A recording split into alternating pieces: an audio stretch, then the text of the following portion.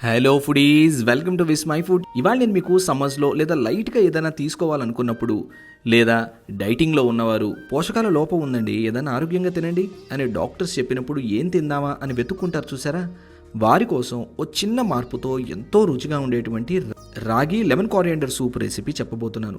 రాగిలో ఉండేటువంటి పోషకాలతో పాటు దండిగా వెజ్జీసు, కొత్తిమీర గుబాళింపుతో ఎంతో రుచిగా ఉంటుంది. ఈవెన్ పిల్లలు కూడా చాలా హాయిగా తాగేస్తారండి. చాలా ఈజీ రెసిపీ. Let's start. ముందుగా ఓ బౌల్లో పావు కప్పు రాగి పిండి తీసుకోండి. ఇక్కడ మీరు కావాలంటే మొలకెత్తిన రాగి పిండి కూడా తీసుకోవచ్చు, లేదా రెగ్యులర్ రాగి పిండి అయినా తీసుకోవచ్చు. ఇందులో అరకప్పు నీరు పోసి గడ్డలు ఏర్పడకుండా బాగా కలిపి పక్కన ఉంచుకోండి. మరో గిన్నెలో 1/2 లీటర్ నీరు మరిగించండి. మరుగుతున్నటువంటి నీళ్లలో 2 టేబుల్ స్పూన్ల క్యారెట్ సన్నని తరుగు ఉండాలి. అలాగే 2 టేబుల్ స్పూన్ల బేబీకార్న్ సన్నని తరుగు, 3 టేబుల్ స్పూన్ల ఫ్రెంచ్ బీన్స్ సన్నని తరుగు, 2 టేబుల్ స్పూన్ల కాలీఫ్లవర్ చూడండి ఇలా సన్నని ముక్కలుగా ఉండాలి. ఇవన్నీ వేసి 5 నుంచి 6 నిమిషాలు లేదా క్యారెట్ మెత్తబడేంత వరకు ఉడికించండి. నచ్చితే మీరు మార్చి అందుబాటులో ఉన్న ఏవైనా వెజీస్ వాడుకోవచ్చండి.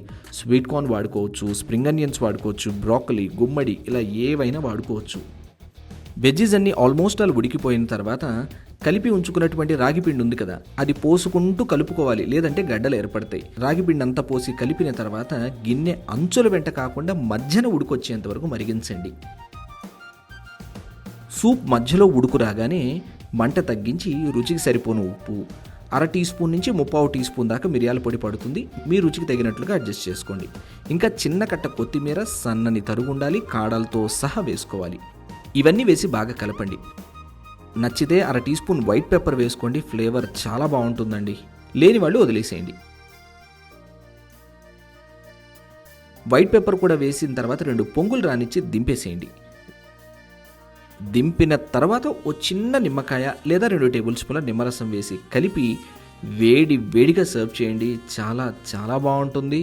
చాలా హాయిగా రిఫ్రెషింగ్గా అనిపిస్తుంది తాగినప్పుడు. చాలా సింపుల్ రెసిపీ కదా, మీకు తప్పక నచ్చేస్తుంది. ఒకసారి ట్రై చేసి ఎలా కుదిరిందో నాతో కమెంట్ చేసి చెప్పడం మాత్రం మర్చిపోకండి. డీటెయిల్డ్గా రెసిపీని చదువుకుంటూ చేసుకోవాలనుకున్నప్పుడు vismyfood.com వెబ్సైట్ ఎప్పుడూ ఉంటుందని గుర్తుంచుకోండి.